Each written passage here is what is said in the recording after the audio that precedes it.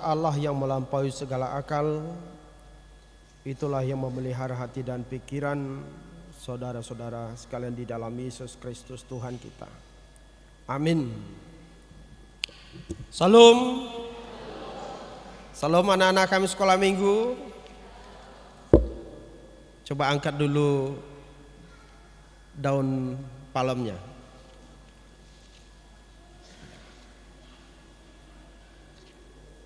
Ya, semua angkat, katakan Hosiana. 2 ya.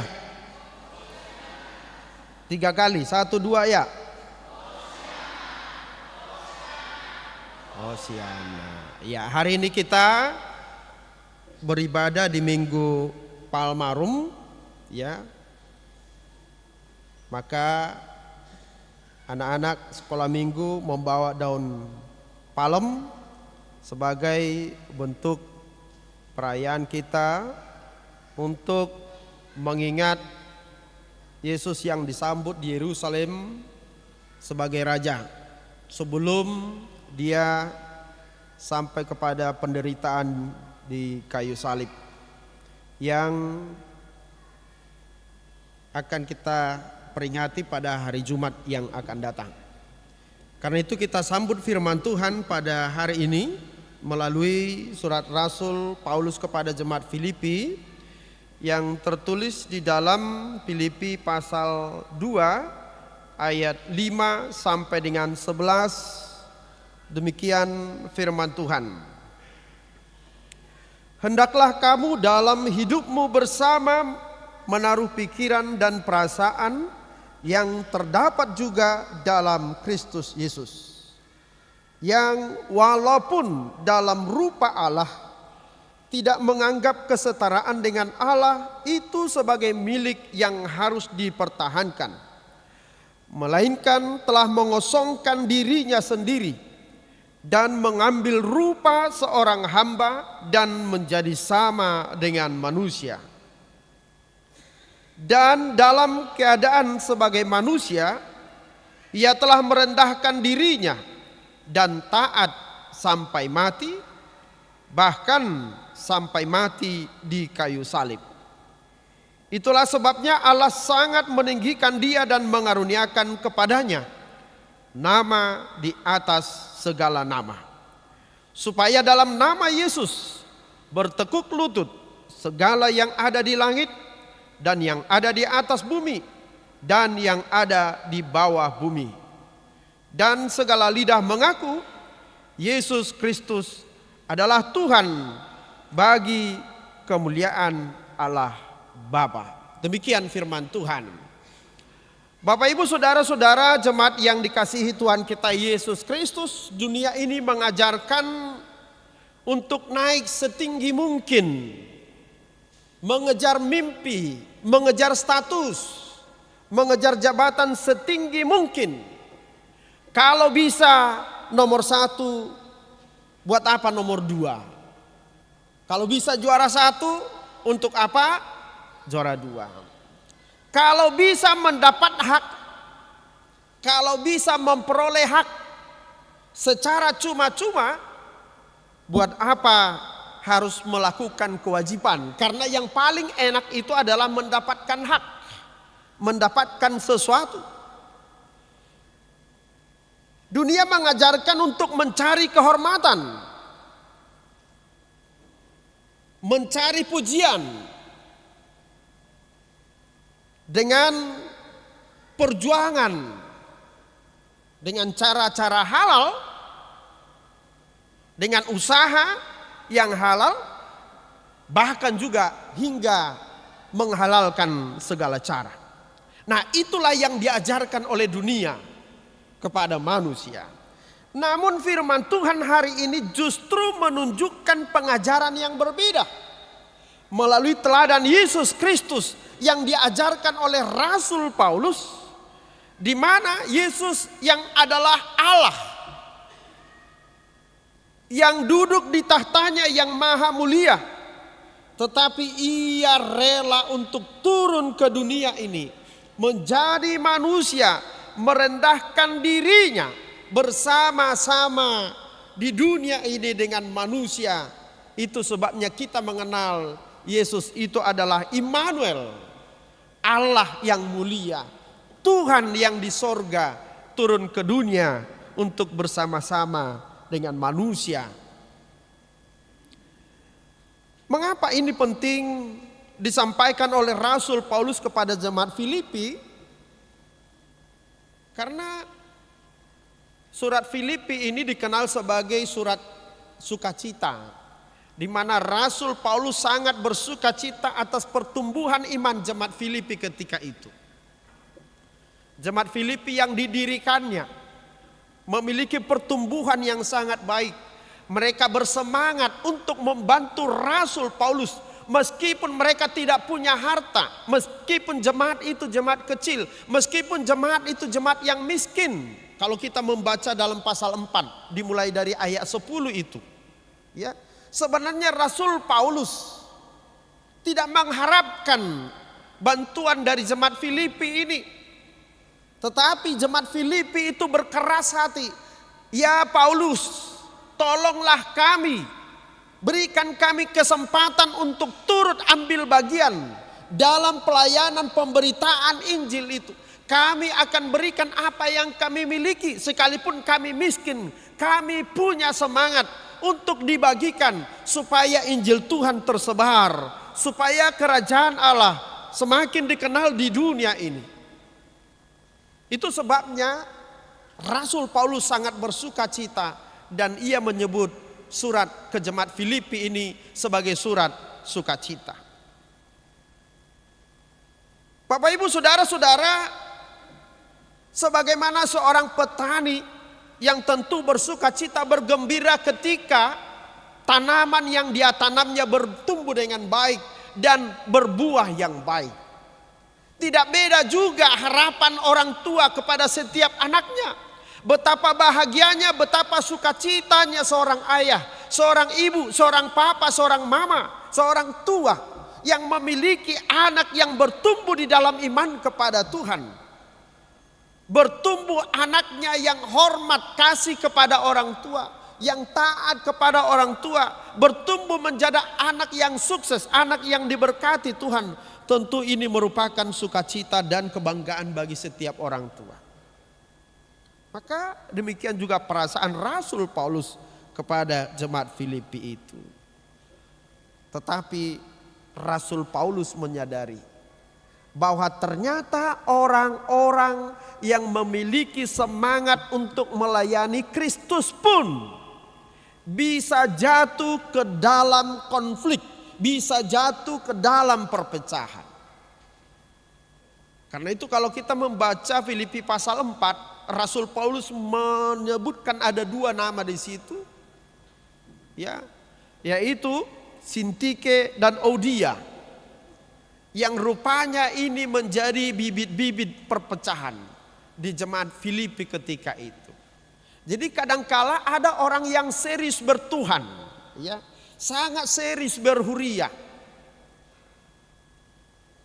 Tetapi kadangkala keseriusannya itu tidak diiringi dengan bagaimana membangun relasi yang baik dengan sesama pula. Itu sangat penting. Jadi tidak hanya lurus bertuhan, perlu juga mempertimbangkan membangun relasi yang baik dengan sesama. Itu yang ditunjukkan oleh Yesus. Yesus yang adalah Tuhan itu sudah final. Tetapi dia datang ke dunia ini membangun relasi supaya manusia yang jauh dari Allah itu, yang jatuh ke dalam dosa itu, dibangun kembali hubungan itu, dibangun kembali relasi itu. Jadi ini mengingatkan jemaat Filipi ketika itu agar waspada supaya jangan sampai tubuh Kristus yang adalah gereja itu mengalami perpecahan atau konflik. Bapak Ibu saudara-saudara, ada banyak orang yang serius melakukan ajaran agamanya, yang sangat serius mempraktekkan ajaran agamanya, yang sangat gigih untuk membela agamanya, tetapi menjadi manusia yang sangat kejam, yang mampu membunuh orang yang tidak bersalah, yang disebut sebagai terorisme itu. Jadi ada orang yang serius beragama tetapi tidak memiliki empati dan kasih kepada sesamanya. Nah, ini yang mau diingatkan oleh Rasul Paulus kepada jemaat Filipi ketika itu, supaya mereka memiliki iman kepada Kristus, tetapi tidak hanya percaya kepada Yesus Kristus sebagai Tuhan, mereka juga harus memiliki perasaan dan pikiran yang sama yang terdapat juga di dalam Kristus Yesus. Jadi kekristenan itu hidup, ya, spiritualitas kita, hidup kerohanian kita ada 3 pilar yang disebut dengan ortodoksi, ortopraksi, dan ortopati. Ortodoksi itu adalah tahu tentang ajaran yang benar. Jadi kita tahu bahwa Yesus adalah Tuhan. Tetapi punya iman kepada Yesus Kristus ternyata tidak cukup. Karena iman tanpa perbuatan adalah mati. Maka dibutuhkan ortopraksi, melakukan yang benar, melakukan yang sesuai dengan iman kita. Tapi ternyata banyak orang yang melakukan yang baik tetapi punya motivasi yang tidak benar. Maka ada dalam istilah, ada udang di balik bakwan. Atau ada udang di balik batu. Saya melakukan yang baik karena saya punya sesuatu niat itu. Karena saya ada maunya. Jadi ternyata tidak hanya cukup mempraktekkan ajaran agama, harus benar-benar meneliti motivasi kita melakukan yang baik itu apa. Itu yang disebut dengan ortopati itu. Memiliki perasaan yang lurus, yang benar, yang selaras dengan apa yang menjadi kehendak Allah. Apa yang menjadi kehendak Yesus, apa yang menjadi kehendak Yesus Kristus itu. Jadi tahu tentang ajaran yang benar tentang agamanya, melakukan praktek-praktek agama yang benar, yang baik, tetapi harus juga memurnikan motivasinya dalam melakukan sesuatu tindakan. Karena itu Rasul Paulus mengajak jemaat Filipi dan juga mengajak kita semua supaya kita percaya kepada Yesus Kristus sebagai Tuhan kita, dan serta-merta juga kita meneladani sikap Yesus. Dalam ayat 5 dikatakan, hendaknya kamu dalam hidupmu bersama menaruh pikiran dan perasaan yang terdapat juga di dalam Yesus Kristus. Sai songon parrohaon ni Kristus Yesus ma parrohamu. Punya pikiran, punya perasaan yang sama sebagaimana terdapat juga dalam Kristus Yesus. Bapak Ibu saudara-saudara jemaat yang dikasihi Tuhan kita Yesus Kristus, ketika Yesus datang ke dunia ini untuk menebus manusia, sesungguhnya Yesus sedang mengangkat manusia dari kehinaan kepada kemuliaan. Menyelamatkan manusia dari kematian kepada kehidupan. Dari status yang lama sebagai orang-orang terkutuk menjadi orang-orang yang diberkati.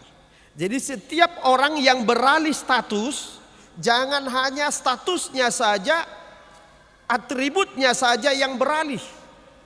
Sama seperti apabila seorang raja mengangkat anak dari anak yang dilahirkan oleh seorang budak, seorang hamba.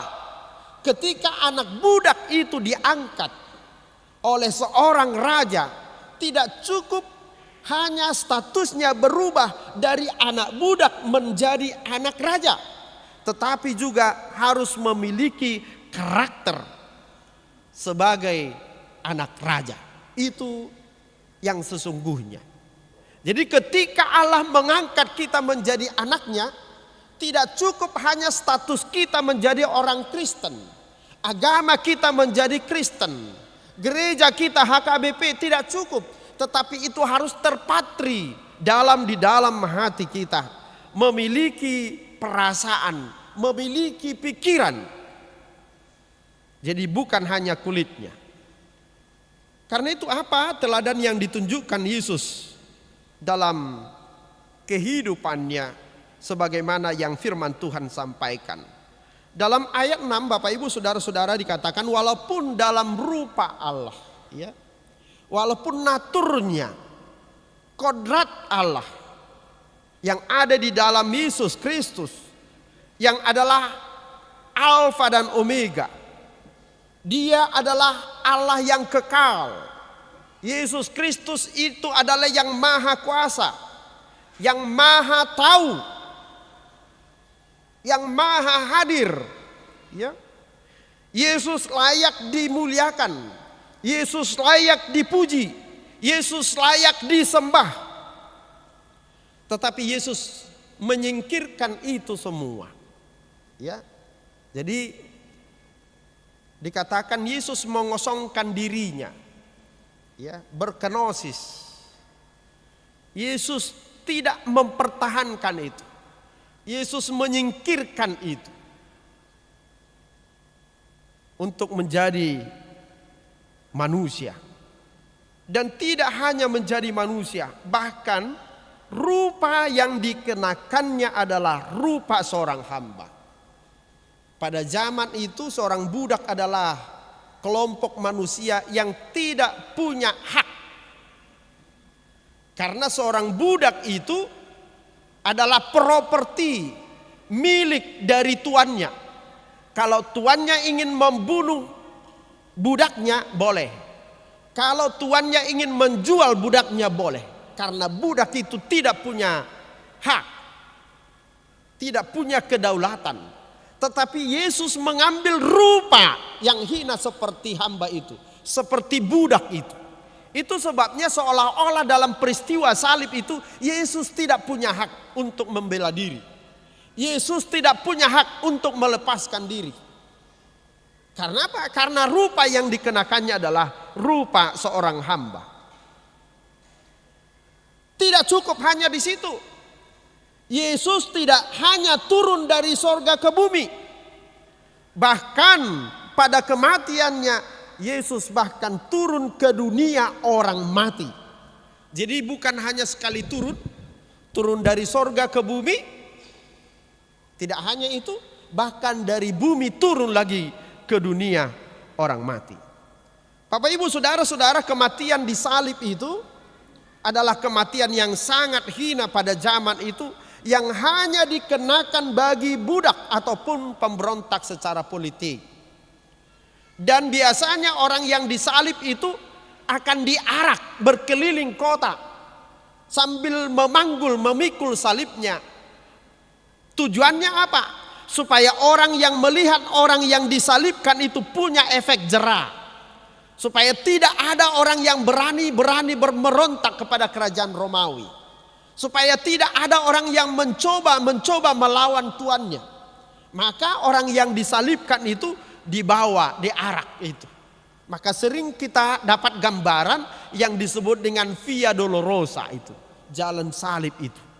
Itu gambaran bahwa orang yang disalib itu diarak supaya orang ramai-ramai melihat dia, memandang dia, sehingga punya efek jera. Saya tidak akan mau mengalami nasib yang sama seperti dia.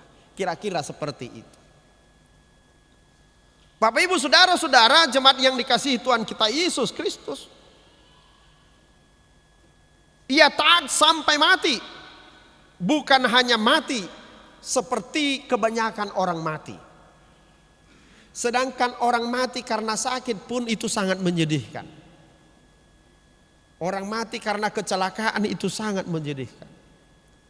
Tapi Yesus mati dengan cara disalib itu. Bapak Ibu Saudara-saudara, jemaat yang dikasihi Tuhan kita Yesus Kristus, maka ini menjadi teladan kehidupan kita sebagai pengikut-pengikut Kristus. Anak-anak sekolah minggu? Anak-anak sekolah minggu masih ada di situ? Masih ada di sana? Masih? Iya. Kalian lihat enggak salib yang di depan ini? Mana salibnya? Oh itu. Ada yang ke atas dan ada yang ke, coba lihat palangnya dulu. Kayunya ada yang ke atas melintang dan ada yang mendatar juga ya. Ada yang tahu artinya itu apa? Hah? Kenapa ada ke atas dan kenapa ada ke samping itu? Nah, coba lihat salib ini. Salib ini menggambarkan bahwa salib ini kan gambaran salib Yesus. Salib Yesus itu adalah menghubungkan, mendamaikan. Tahu arti mendamaikan? Tahu arti mendamaikan? Hah? Kenapa orang perlu didamaikan? Kenapa orang perlu didamaikan? Kalau orang-orang baik-baik saja perlu nggak didamaikan? Hah? Perlu orang baik-baik saja didamaikan? Enggak. Pasti karena ada perselisihan. Maka perlu didamaikan. Jadi karena dosa manusia jauh dari Allah. Maka perlu didamaikan. Maka Yesus melalui kematiannya mendamaikan manusia dengan Allah itu. Dan yang rata itu adalah bahwa melalui kematian Yesus itu manusia didamaikan dengan manusia yang lain. Jadi karena itu orang-orang yang percaya kepada Tuhan Yesus, dia harus tahu bahwa dia wajib mengasihi sesamanya manusia. Apa Amang bilang? Orang-orang yang percaya kepada Tuhan Yesus wajib mengasihi sesama manusia dan mengasihi Allah. Nah, orang atau manusia seringkali berbicara tentang itu hak saya, ini hak saya, gitu ya. Orang biasa mempertahankan haknya. Bahkan sampai dia celaka pun, misalnya ada jambret yang berusaha merebut tasnya, pasti dia pertahankan tasnya itu. Makanya sampai banyak kita tonton itu viral itu ya. Ada orang yang membela diri karena istrinya dirampok. Lalu mencelakai perampok itu, akhirnya ditangkap polisi gitu kan. Ada orang yang kemalingan rumahnya lalu dia mengejar malingnya. Lalu kemudian malingnya mengadukan orang yang punya rumah itu, ditangkap polisi juga yang punya rumah itu. Jadi kadang kita berpikirnya terbalik. Ya, itulah hukum di Indonesia. Bagaimana benarnya orang-orang hukumlah yang tahu itu. Tapi sebenarnya adalah hak kita untuk mempertahankan apa yang menjadi hak dan bagian kita. Itulah cara manusia berpikir. Tetapi Yesus mengajarkan yang terbalik dengan apa yang biasanya manusia pikirkan. Ia melepaskan haknya. Ia melepaskan kehormatan, kemuliaannya, supaya kita menjadi selamat. Karena itu Bapak Ibu saudara-saudara jemaat yang dikasihi Tuhan kita Yesus Kristus, maka melalui nas khotbah ini kita diajak untuk meneladani Yesus Kristus, bukan hanya mengimani Dia secara iman, tetapi juga meneladani Dia dalam pikirannya, dalam perasaannya. Nah, yang ketiga, bahwa khotbah yang disampaikan oleh Rasul Paulus ini tidak hanya menjadi ajaran moral, tetapi tidak kurang nilainya juga. Dan bahkan ini yang paling penting, bahwa Yesus Kristus adalah Tuhan, itu menjadi pokok iman kepercayaan kita. Karena itu bahwa keselamatan kita hanya ada di dalam satu nama, yaitu Yesus Kristus. Sebab itu Yesus berkata, akulah jalan, kebenaran, dan hidup. Tidak ada seorang pun yang sampai kepada Bapa tanpa melalui aku. Maka Bapak Ibu saudara-saudara, firman Tuhan ini mengatakan bahwa Yesus yang tadinya merendahkan dirinya dan akhirnya kemuliaan itu akan kembali juga kepada Yesus Kristus. Sehingga semua orang akan berlutut menyembah kepadanya. Bukan saja manusia, tetapi semesta juga, alam juga, langit dan bumi juga tunduk menyembah kepada Yesus Kristus. Itu sebabnya ketika Yesus disalib, maka dunia juga ikut. Karena dalam sejarah peristiwa penyaliban Yesus itu, dunia gelap gulita pada saat itu.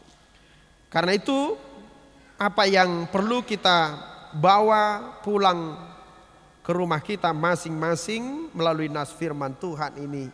Yang pertama Bapak Ibu Saudara-saudara, bahwa zaman ini adalah zaman pencitraan, zaman validasi diri.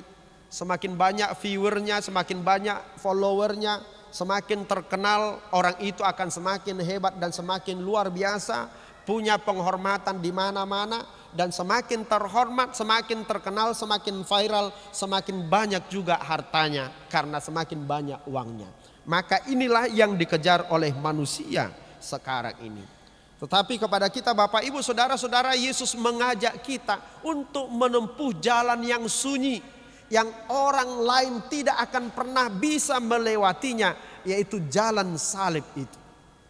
Karena itu kita dituntun dan diajak supaya tidak egois, mau merendahkan diri seorang dengan yang lain, taat kepada Allah, dan punya prinsip keimanan kita bahwa kerendahan hati akan mendahului kemuliaan.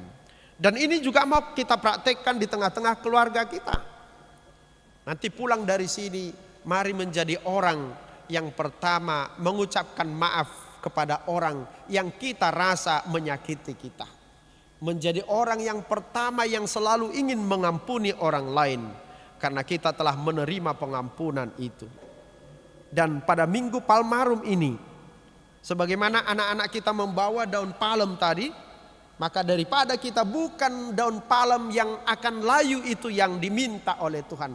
Yang paling berharga adalah hati kita, pikiran kita, perasaan kita, kasih kita, yang mau kita bawa untuk menyambut Yesus dengan berkata, Hosiana, ya Yesus Tuhan, selamatkanlah kami. Selamat Minggu Palmarum. Amin, kita berdoa.